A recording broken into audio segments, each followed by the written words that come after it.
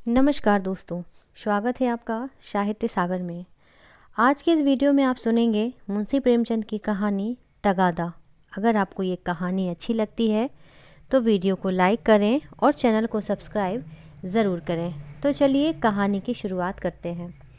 सेठ चेतराम ने स्नान किया, शिव जी को जल चढ़ाया, 2 दाने मिर्च चबाए, 2 लोटे पानी पिया और सोटा लेकर तगादे पर चले। सेठ जी की उम्र कोई 50 की थी। सिर के बाल झड़ गए थे और खोपड़ी ऐसी साफ सुथरी निकल आई थी जैसे ऊसर खेत। उसकी आंखें थीं तो छोटी लेकिन बिल्कुल गोल। चेहरे के नीचे पेट था और पेट के नीचे टांगे, मानो किसी पीपे में 2 मेखें गाड़ दी गई हों। लेकिन यह खाली पीपा न था, इसमें सजीवता और कर्मशीलता कूट कूट कर भरी हुई थी। किसी बाकीदार आसामी के सामने इस पीपे का उछलना कूदना और पैतरे बदलना देखकर किसी नट का चिगिया भी लज्जित हो जाता। ऐसी आंखें लाल पीली करते, ऐसे गरजते कि दर्शकों की भीड़ लग जाती थी। उन्हें कंजूस तो नहीं कहा जा सकता, क्योंकि जब वे दुकान पर होते तो हर एक भिखमंगे के सामने एक कौड़ी फेंक देते। हाँ, उस समय उनके माथे पर कुछ ऐसा बल पड़ जाता, आंखें कुछ ऐसी प्रचंड हो जाती, नाक कुछ ऐसी सिकुड़ जाती कि भिखारी फिर उसकी दुकान पर ना आता। लहने का बाप तगादा है, इस सिद्धांत के वह अनन्य भक्त थे। जलपान करने के बाद संध्या तक वह बराबर तगादा करते रहते थे। इसमें एक तो घर का भोजन बचता था, दूसरे आसामियों के माथे दूध, पूरी, मिठाई आदि पदार्थ खाने को मिल जाते थे। एक वक्त का भोजन बच जाना कोई साधारण बात नहीं है।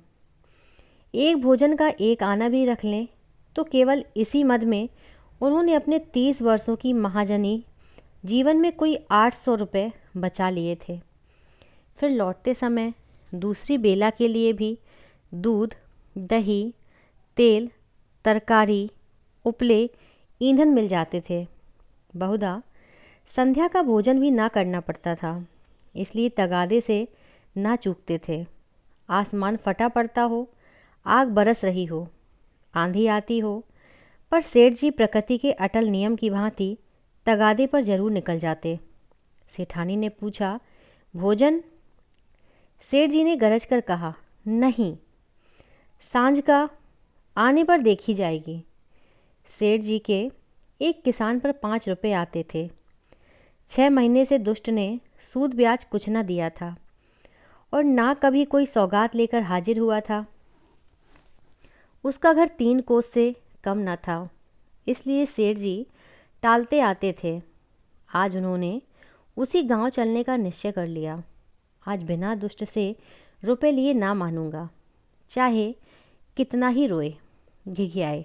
मगर इतनी लंबी यात्रा पैदल करना निंदास्पद था। लोग कहेंगे, नाम बड़े दर्शन थोड़े, कहलाते सेठ चलते हैं पैदल।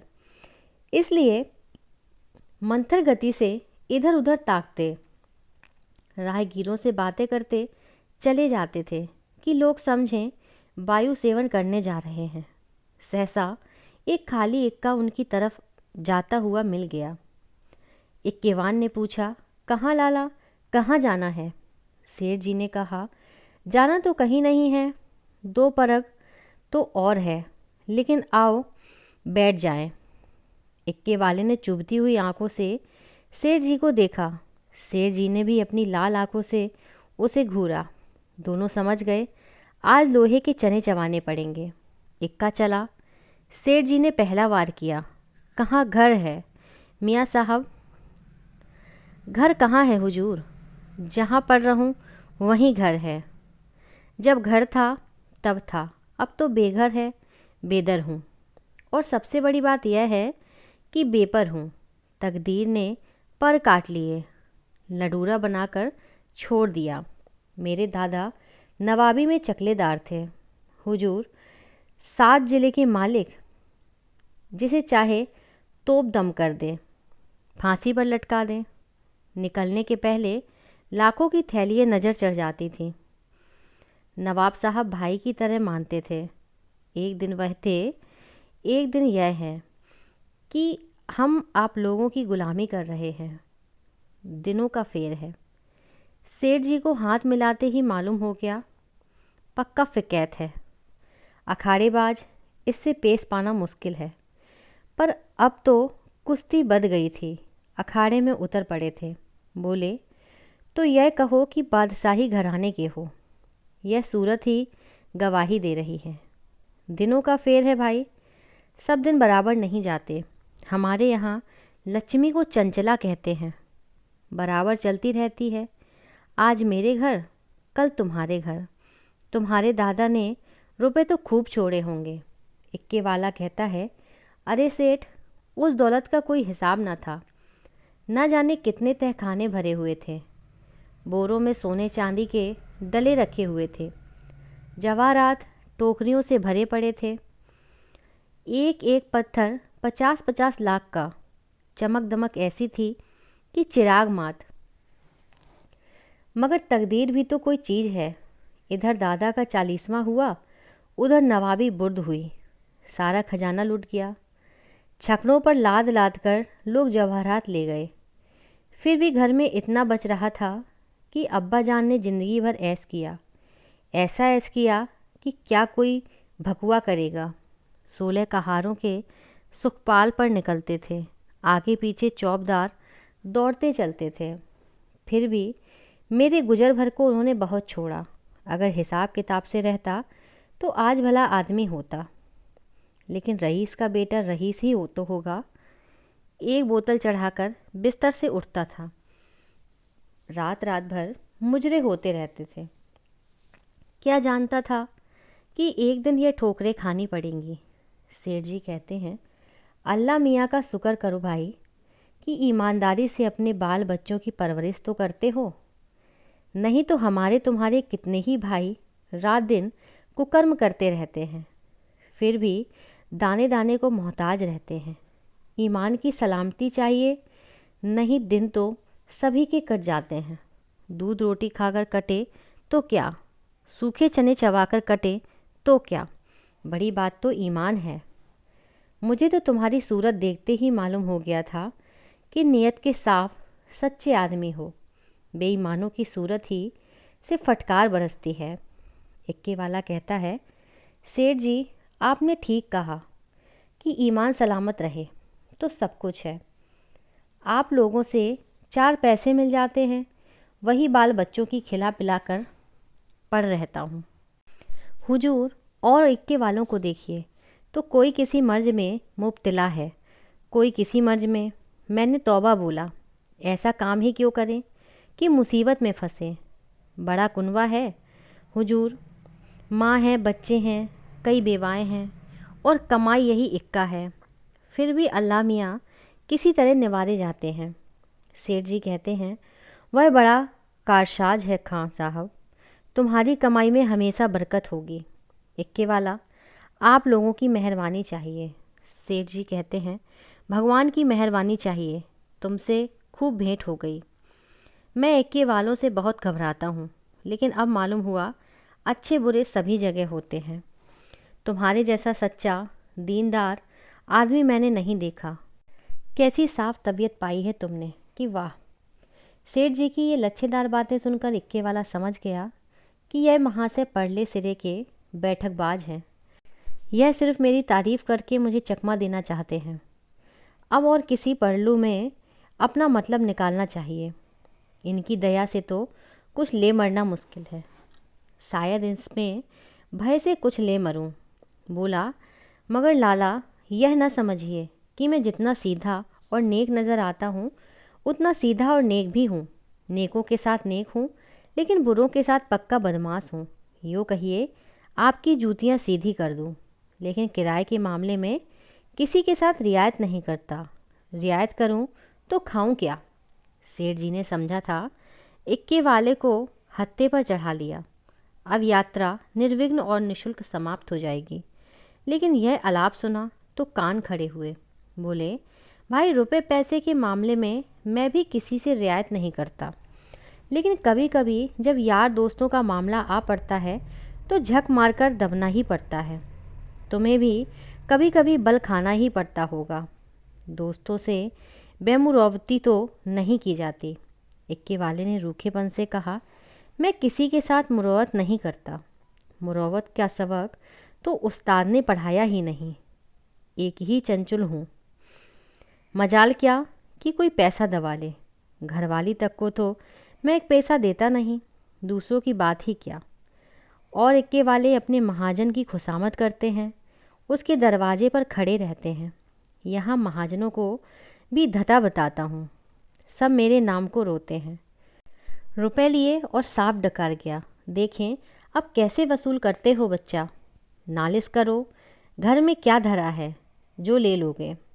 सेठ जी को मानो जूड़ी चढ़ाई। समझ गए यह शैतान बिना पैसे लिए ना मानेगा। जानते कि यह विपत्ति गले पड़ेगी तो भूल कर भी इक्के पर पाँव न रखते। इतनी दूर पैदल चलने में कौन पैर टूट जाते थे। अगर इस तरह रोज़ रोज़ पैसे देने पड़े तो फिर लेन देन कर चुका। सेठ जी भक्त जीव थे। शिव जी को जल चढ़ाने में जब से उन्होंने होश संभाला एक नागा भी ना किया। क्या भक्त वत्सल शंकर भगवान इस अवसर पर मेरी सहायता ना करेंगे। इष्ट देव का सुमरन करके बोले, खान साहब और किसी से चाहे ना दबो, पर पुलिस से तो दबना ही पड़ेगा। वह तो किसी के सगे नहीं होते। इक्के वाले ने कहा, मारा कभी नहीं, उनसे उल्टे और कुछ न कुछ वसूल करता हूँ। जहाँ कोई शिकार मिला झट सस्ते भाड़े बैठाता हूँ और थाने पर पहुँचा देता हूँ। किराया भी मिल जाता है और इनाम भी। क्या मजाल कि कोई बोल सके। लाइसन नहीं लिया आज तक। लाइसन मज़े में सदर में इक्का दौड़ाता फिरता हूँ। कोई साला चू नहीं कर सकता। मेले ठेलों में अपनी खूब बनाती है। अच्छे अच्छे माल चुनकर कोतवाली पहुँचाता हूँ। वहाँ कौन किसी की दाल गलती है। जिसे चाहे रोक ले, 1 दिन 2 दिन 3 दिन। 20 बहाने हैं। कह दिया शक था कि यह औरत को भगाए लिए जाता था, फिर कौन बोल सकता है।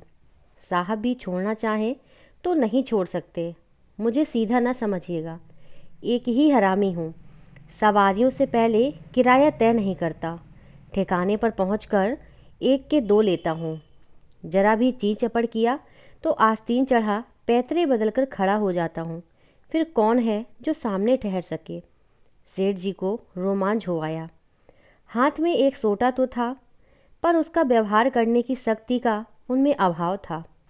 आज बुरे फंसे। न जाने किस मनहूस का मुँह देखकर घर से चले थे।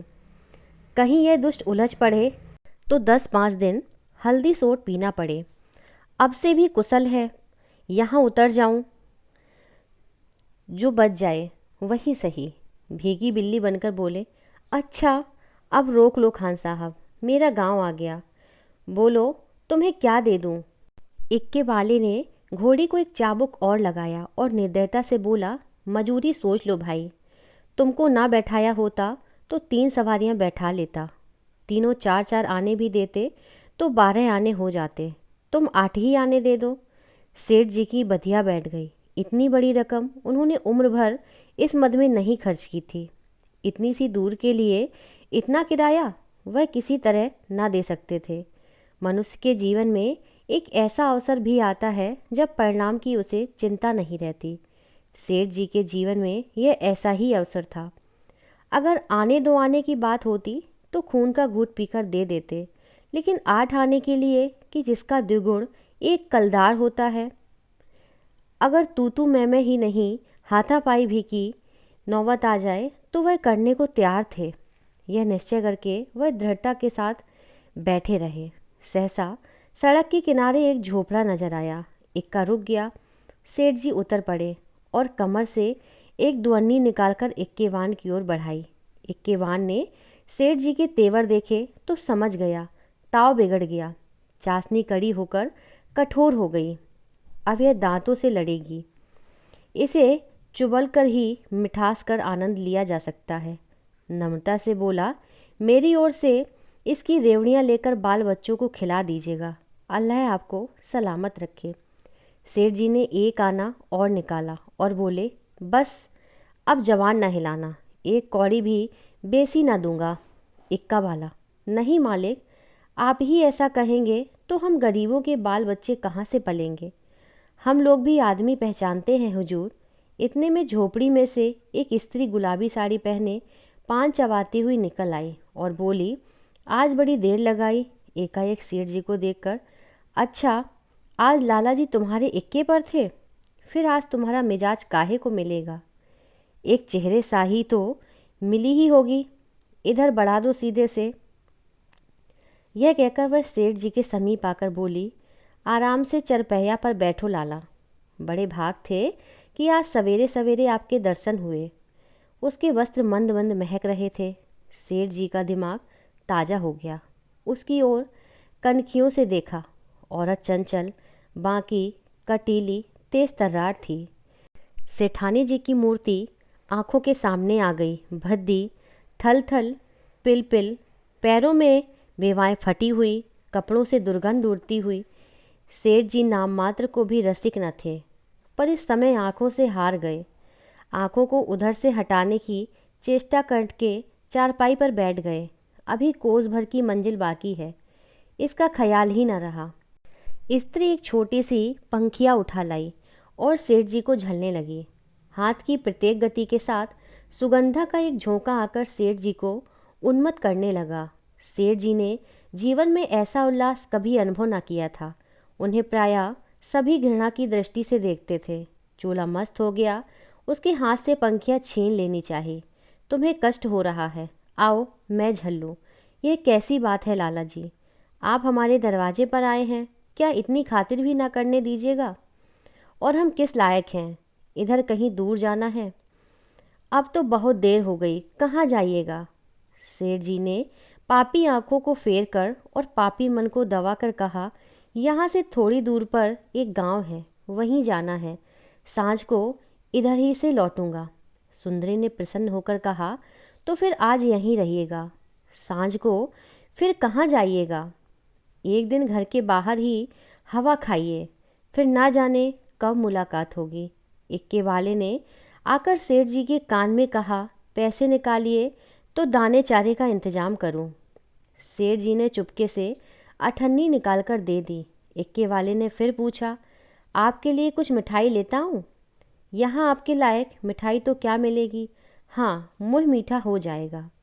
सेठ जी बोले, मेरे लिए कोई ज़रूरत नहीं, हाँ बच्चों के लिए यह 4 आने की मिठाई लेवाते आना। चवन्नी निकालकर सेठ जी ने उसके सामने ऐसे गर्व से फेंकी मानो इसकी उसके सामने कोई हकीकत नहीं है। सुंदरी के मुंह का भाव तो देखना चाहते थे, पर डरते थे कि कहीं वह यह ना समझे लाला चवन्नी क्या दे रहे हैं, मानो किसी को मोल दे रहे हैं। इक्के वाला चवन्नी उठाकर जा ही रहा था कि सुंदरी ने कहा, सेठ जी की चवन्नी लौटा दो। लपक कर उठा ली, शर्म नहीं आती? यह मुझसे रुपया ले लो, 8 आने की ताज़ी मिठाई बनवा कर लाओ। उसने रुपया निकाल कर फेंका। सेठ जी मारे लाज के गड़ गए। एक इक्केबान की भटियारिन, जिसकी टके की भी औकात नहीं, इतनी खातिरदारी करे कि उनके लिए पूरा रुपया निकाल कर दे दे, यह भला वह कैसे सह सकते थे। बोले, नहीं नहीं, यह नहीं हो सकता, तुम अपना रुपया रख लो। रसिक आंखों को तृप्त करके, मैं रुपया दे देता हूँ, यह लो 8 आने की ले आना। इक्केवान तो उधर मिठाई और दाना चारे की फिक्र में चला। इधर सुंदरी ने सेठ से कहा, वह तो अभी देर में आएगा, लाला अब तक पान तो खाओ। सेठ जी ने इधर उधर ताक कर कहा, यहाँ तो कोई तंबोली नहीं है। सुंदरी उनकी ओर कटाक्षपूर्ण नेत्रों से देखकर बोली, क्या मेरे लगाए पान तंबोली के पानों से भी खराब होंगे? सेठ जी ने लज्जित होकर कहा, नहीं नहीं, यह बात नहीं, तुम मुसलमान हो ना? सुंदरी ने विनोदमय आग्रह से कहा, खुदा की कसम, इसी बात पर मैं तुम्हें पान खिलाकर छोड़ूंगी। यह कहकर उसने पानदान से एक बीड़ा निकाला और सेठ जी की तरफ चली गई। सेठ जी ने 1 मिनट तक तो हाँ हाँ किया, फिर दोनों हाथ बढ़ाकर उसे हटाने की चेष्टा की, फिर जोर से दोनों होंठ बंद कर दिए। जब सुंदरी किसी तरह ना मानी तो सेठ जी ने अपना धर्म लेकर बेतहासा भागे। सोटा वहीं चारपाई पर रह गया। 20 कदम पर जाकर आप रुक गए और हाँफ कर बोले, देखो, इस तरह किसी का धर्म नहीं लिया जाता। हम लोग तुम्हारा छुआ पानी भी लें तो धर्म भ्रष्ट हो जाए। सुंदरी ने फिर दौड़ाया। सेठ जी फिर भागे। इधर 50 वर्ष से उन्हें इस तरह भागने का अवसर ना पड़ा था। धोती खिसक कर गिरने लगी, मगर इतना अवकाश ना मिला था कि धोती बांध ले। बेचारे धर्म को कंधों पर रखे दौड़े चले जाते थे। ना मालूम कब कमर से रुपयों का बटुआ खिसक पड़ा। जब एक 50 कदम पर फिर रुके और धोती ऊपर चढ़ाई तो बटुआ नदारद। पीछे फिरकर देखा, सुंदरी हाथ में बटुआ लिए उन्हें दिखा रही थी और इशारे से बुला रही थी। मगर सेठ जी को धर्म रुपए से कहीं प्यारा था। 2-4 कदम चले, फिर रुक गए। एकाएक धर्म बुद्धि ने डांट बताई, थोड़े रुपए के लिए धर्म छोड़े देते हो? रुपए बहुत मिलेंगे, धर्म कहाँ मिलेगा? यह सोचते हुए वह अपनी राह चले, जैसे कोई कुत्ता झगड़ालू कुत्तों के बीच से आहत दुम दबाए भागा चला जाता है और बार बार पीछे फिरकर देख लेता हो कि कहीं वे दुष्ट आ तो नहीं रहे हैं।